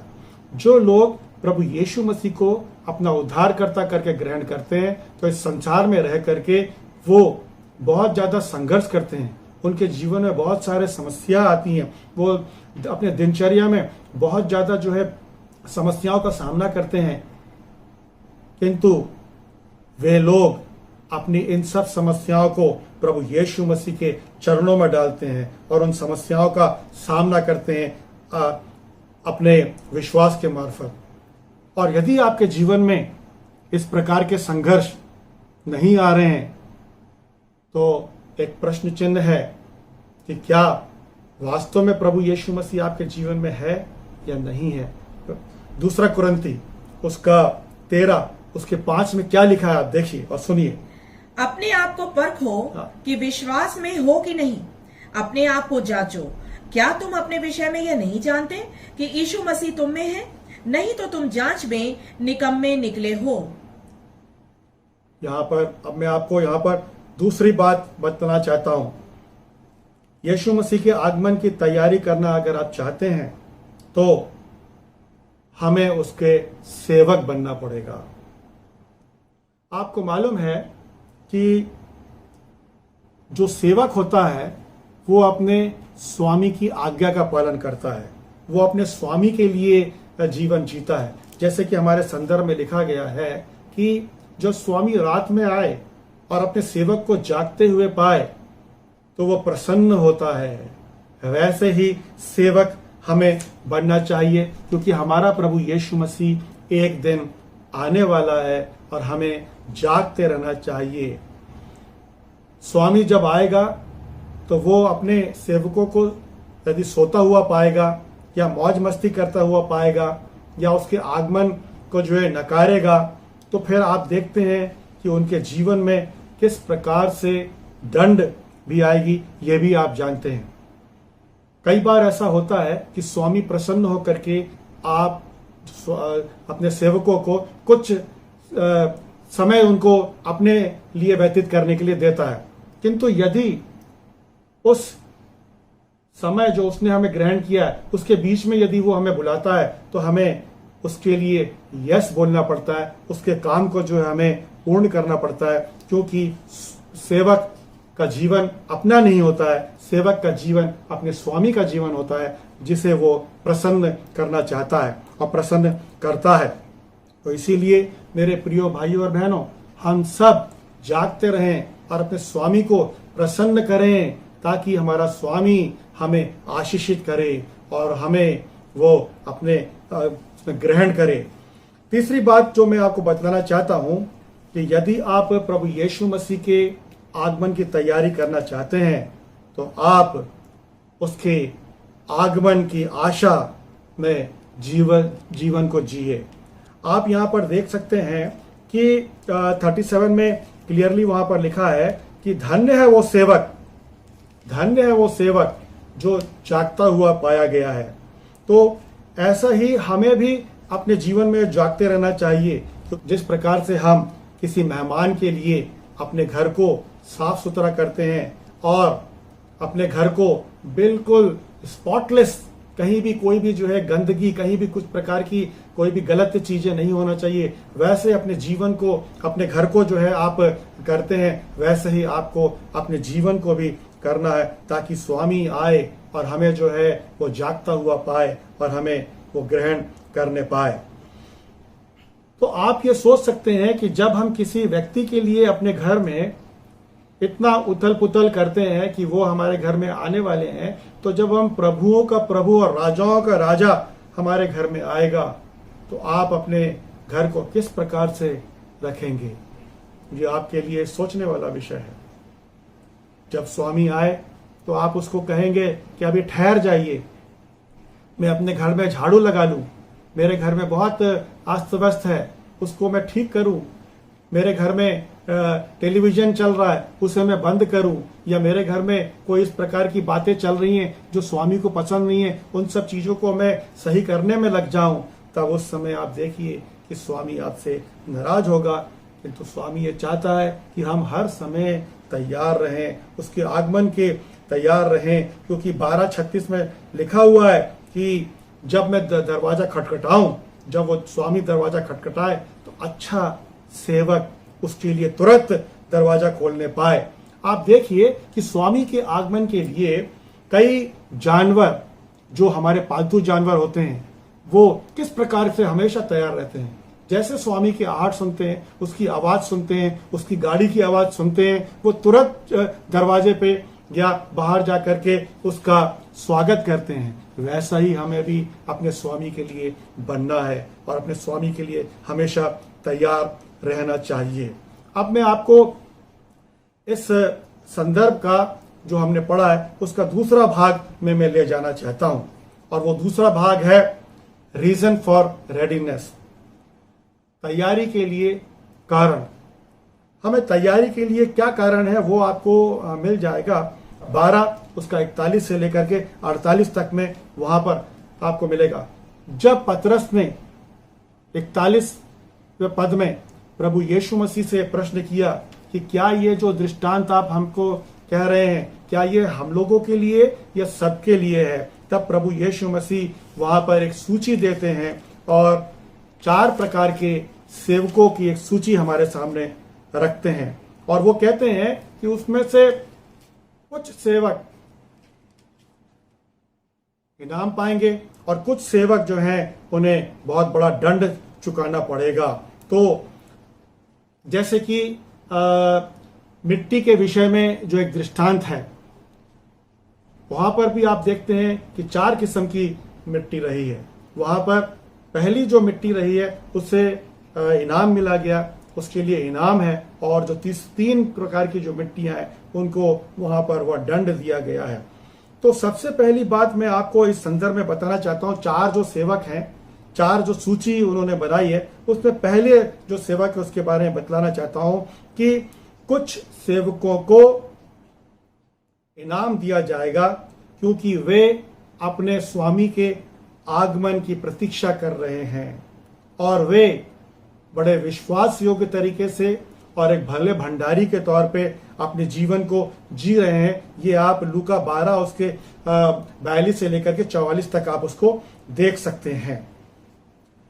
वहां पर हम देखेंगे कि 37वें पद में, 38वें पद में और 43 पद में वहां पर विश्वास योग्य सेवकों को वो कहते हैं धन्य है, धन्य है, धन्य है वो सेवक। आप देखिए कि वहां पर यह भी लिखा है कि स्वामी आएगा और अपने कमर को बांधेगा और वो अपने सेवकों की सेवकाई करेगा। आप उसे देख सकते हैं वहां पर इस पर जो हमारा संदर्भ है इसमें। इसके लिए प्रभु यीशु मसीह ने स्वयं एक स्वामी होने के नाते अपने शिष्यों की, अपनी सेवकों की सेवा करी है।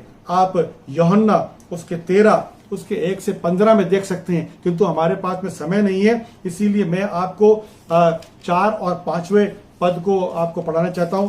यूहन्ना उसका 13 उसका 1 से लेकर के 15 में, वहां पर 4 और 5वां पद आप पढ़िए।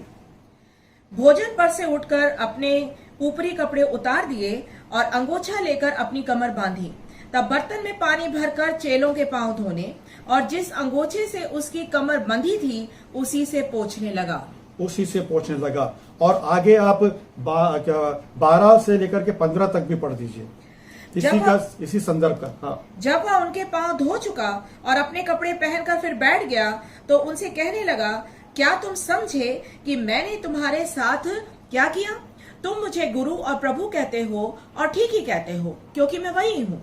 यदि मैंने प्रभु और गुरु होकर तुम्हारे पांव धोए तो तुम्हें भी एक दूसरे के पांव धोना चाहिए, क्योंकि मैंने तुम्हें नमूना दिखा दिया है कि जैसा मैंने तुम्हारे साथ किया है तुम भी वैसा ही किया करो। तो आप यहाँ पर देख सकते हैं प्रभु यीशु मसीह ने एक नमूना छोड़ गए हैं कि वो हमारे स्वामी है, लेकिन जो सेवक उसके लिए विश्वास योग्य रहे हैं, जो सेवक एक भले भंडारी के तौर पे अपने जीवन को व्यतीत करे हैं, उनकी सेवकाई स्वयं स्वामी ने की है। तो आप और मैं भी यदि इसी प्रकार का जीवन आगे देखना चाहते हैं तो हमें भी एक विश्वास योग्य और भले भंडारी के तौर पे हमें अपने जीवन को जीना चाहिए। और साथ ही साथ आप देखिए मरकुस उसका 10 उसके 43 से लेकर के 45 तक, वहां पर भी क्या लिखा हुआ है ऐसे सेवकों के लिए। पर तुम में ऐसा नहीं है, वरन जो कोई तुम में बड़ा होना चाहे वह तुम्हारा सेवक बने, और जो कोई तुम में प्रधान होना चाहे वह सबका दास बने। क्योंकि मनुष्य का पुत्र इसलिए नहीं आया कि उसकी सेवा टहल की जाए, पर इसलिए आया कि आप सेवा टहल करें और बहुतों की छुड़ौती के लिए अपना प्राण दे। फिर मैं दूसरी बात ये बताना, दूसरे प्रकार के सेवकों के लिए बारे में बताना चाहता हूं कि जो दूसरे प्रकार के सेवक हैं उन्हें बहुत भारी दंड चुकाना पड़ेगा, क्योंकि उन्होंने अपने स्वामी के आगमन को और अपने भंडारीपन को उन्होंने सही रीति से नहीं इस्तेमाल किया। इसीलिए उन लोगों को बहुत ही भारी दंड का सामना करना पड़ेगा। आप इसको आप लूका रचित सुसमाचार उसका 12 उसके 45 से 46 में आप उसको देख सकते हैं कि कुछ ऐसे सेवक रहे हैं जिन्होंने सोचा कि अभी तो स्वामी के आने में बहुत समय है और वो अपने जीवन को अपने अनुसार जो है जीने लगे, वो अपना भंडारीपन का दुरुपयोग करने लगे, वो संसार के रीति से मौज मस्ती करने लगे। और जब स्वामी आया और जब उसने इस प्रकार के सेवकों को देखेगा तो वो उनको काट के अलग कर देगा, ये वहां पर लिखा हुआ है। और ऐसे लोगों के लिए उनका भाग नरक में पाया जाएगा। इसीलिए मेरे प्रियो, हम इस प्रकार के सेवक ना बने, हम एक अच्छे सेवक जो पहले सेवक को दर्शाया गया उसके समान हम अपने जीवन को व्यतीत करें। तीसरा जो सेवकों के बारे में बताया गया है कि दूसरे सेवक जिन्हें वो दंड देगा, बहुत भारी दंड देगा, वो इसलिए देगा क्योंकि वो अपने स्वामी के आगमन को तो जानते थे कि स्वामी आने वाला है, लेकिन उन्होंने तैयारी नहीं करी। इसीलिए मेरे प्रियो, हमें अपने जीवन में कभी भी जो है टालना नहीं चाहिए। हमें अपने जीवन में जो है कभी भी इस प्रकार की सोच नहीं रखना चाहिए कि हमारा स्वामी आने वाला है किंतु हम उसके लिए तैयारी नहीं करेंगे। यदि आप तैयारी नहीं करेंगे तो आप भारी दंड चुकाने के लिए आप तैयार रहिए और इनका भी भाग जो है वो भी नरक में पाया जाएगा। इसीलिए हम सब उस दंड से बचने के लिए हमें एक अच्छे भंडारी के तौर पे विश्वास योग्यता के साथ में अपने जीवन को जीना है।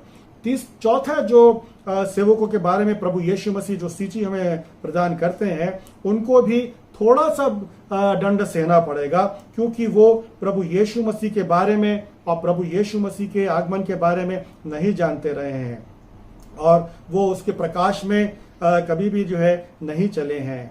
तो ऐसे लोगों का जो न्याय है उनको कुछ जो है कोड़े मार करके उनका न्याय चुकाया जाएगा। किंतु मैं आपको ये कहना चाहता हूं कि ऐसे लोगों ने भी कभी ना कभी प्रभु यीशु मसीह के बारे में सुना होगा, और यदि नहीं सुना होगा तो वो ये जानते हैं कि एक सच्चा परमेश्वर है। उस सच्चे परमेश्वर के बारे में तो जरूर उन्होंने सुना होगा, और यदि ये भी नहीं जाना होगा तो उन्होंने परमेश्वर की सृष्टि को जान करके ये भी वो महसूस कर सकते हैं कि एक सच्चा परमेश्वर है, किंतु उन्होंने इन बातों के ऊपर अमल नहीं किया, प्रभु यीशु मसीह को अपना उद्धारकर्ता करके ग्रहण नहीं किया। आप देखिए इसके बारे में आप रोमियो उसका 18 से लेकर के 23 तक पढ़िए, 18 से 23 तक। यस, परमेश्वर का क्रोध तो उन लोगों की सब अभक्ति और अधर्म पर स्वर्ग से प्रकट होता है जो सत्य को अधर्म से दबाए रहते हैं, इसलिए कि परमेश्वर के विषय का ज्ञान उनके मनों में प्रकट है, क्योंकि परमेश्वर ने उन पर प्रकट किया है उसके अनदेखे गुण अर्थात उसकी सनातन सामर्थ और परमेश्वरत्व जगत की सृष्टि के समय से उसके कामों के द्वारा देखने में आते हैं, यहाँ तक कि वे निरुत्तर हैं। इस कारण कि परमेश्वर को जानने पर भी उन्होंने परमेश्वर के योग्य बड़ाई और धन्यवाद न किया, परंतु व्यर्थ विचार करने लगे, यहाँ तक कि उनका निर्बुद्धि मन अंधेरा हो गया। वे अपने आप को बुद्धिमान जताकर मूर्ख बन गए और अविनाशी परमेश्वर की महिमा को नाशवान मनुष्य और पक्षियों और चौपायों और रेंगने वाले जंतुओं की मूरत की समानता में बदल डाला। आप अन्य जातियों को ऐसा ही देखते हैं, वे सब जानते हैं सच्चे परमेश्वर को, लेकिन फिर भी उन्होंने किस प्रकार का कार्य किया, उनका भी भाग नरक में होगा। इसीलिए मेरे प्रियो, मैं आपसे विनती प्रार्थना करता हूं कि परमेश्वर के लिए, यीशु मसीह के आगमन के लिए आप तैयार रहें, अपने कमर को जो है कस लें, अपने दिए को जो है जलाए रखें और अपने स्वामी के आगमन की बाट जोते रहें, क्योंकि स्वामी एक चोर के नाई कभी भी आ सकता है और कभी भी आएगा। तो यदि आपको वो जागता हुआ और काम करता हुआ और स्वामी को स्वागत करता हुआ पाएगा तो वो आपसे प्रसन्न होगा और आपको वो अपने साथ में स्वर्ग में ले जाएगा, क्योंकि हम जानते हैं कि एक दिन हम सबों को प्रभु यीशु मसीह के सामने खड़ा होना पड़ेगा, अपना न्याय चुकाना पड़ेगा। तो आप किस कैटेगरी में अपने आप को रखते हैं ये आपके ऊपर है। इसीलिए हम सब यह यत्न करें कि हम अपनी तैयारी अच्छे रीति से पूर्ण करें, क्योंकि इस जीवन काल में यदि प्रभु यीशु मसीह आया तो क्या वो हमें जागते हुए पाएगा, और यदि नहीं आया तो क्या हमने अपने जीवन को उसकी प्रतीक्षा में जागते हुए व्यतीत किया है कि नहीं किया है, ये हमें जो है निर्धारित होगा हमारे जीवन का। तो हमें वो अपने साथ में स्वर्ग ले जाएगा, और अन्यथा आप और मेरा भाग कहाँ रहेगा? नरक में रहेगा। परमेश्वर इस वचन पर आशीष देवे।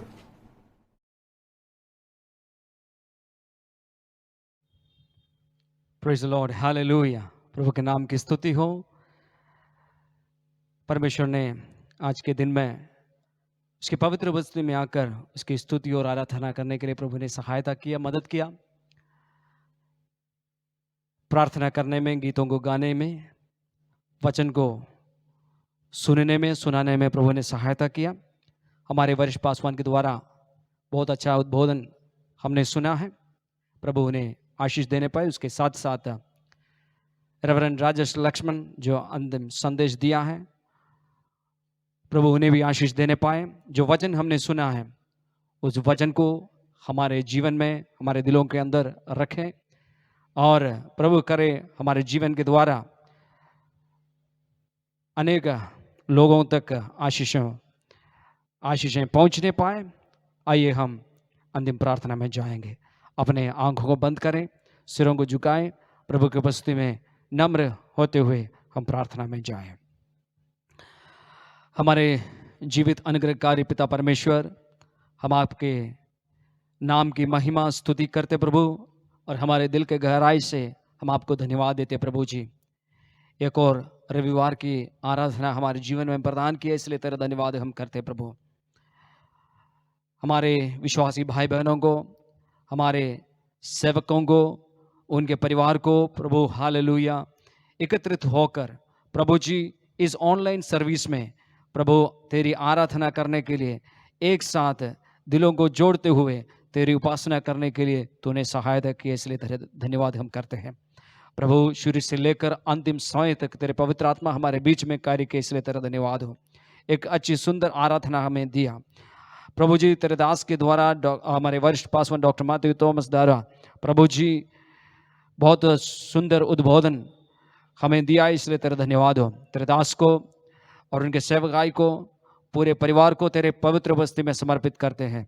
तो सहायता करना, मदद करना प्रभु, तेरे बातों में और तेरे सेवकाई में, और प्रभु जी हालेलुया शक्ति और सामर्थ्य के साथ आगे बढ़ने के लिए तू सहायता करना, मदद करना प्रभु जी। रेवरेंड राजेश लक्ष्मण और उनके परिवार के लिए प्रार्थना करते हैं प्रभु जी। तेरे दास को तूने हमारे बीच में इस्तेमाल किया, इसलिए तेरे धन्यवाद हो प्रभु। और तेरे दास को इस्तेमाल कर पूरे परिवार को तेरे पवित्र उपस्थिति में समर्पित करते हैं। आशीष देना, सहायता करना, मदद करना प्रभु जी। कलीसिया के सारे विश्वासी भाई बहनों को तेरे पवित्र उपस्थिति में समर्पित करते हैं प्रभु जी।